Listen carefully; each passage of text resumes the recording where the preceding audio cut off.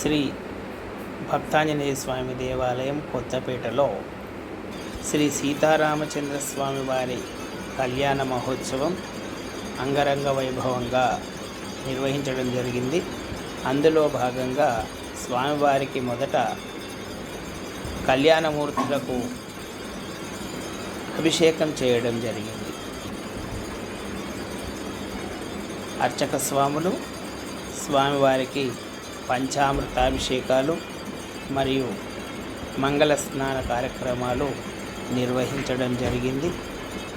ఇప్పుడు మనం చూస్తున్నాం ఆ యొక్క ఉత్సవమూర్తులు కళ్యాణమూర్తులకి అర్చక స్వాములు పాలాభిషేకం అలాగే పంచామృతాభిషేకం చేయడం జరుగుతుంది.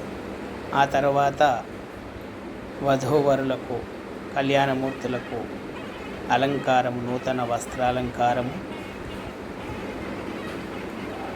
పెళ్లి కూతురిని తయారు చేయడం, అమ్మవారిని పెళ్లి కుమార్తెగా తీర్చిదిద్దుతున్నారు అర్చక స్వాములు.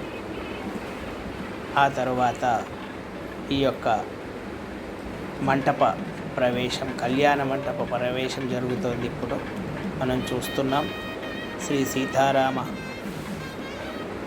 విగ్రహమూర్తులు. ఇక్కడ ఆ యొక్క సమయానికి జీలకర్ర బెల్లం, సుముహూర్త సమయానికి జీలకర్ర బెల్లం పెట్టడం జరుగుతుంది.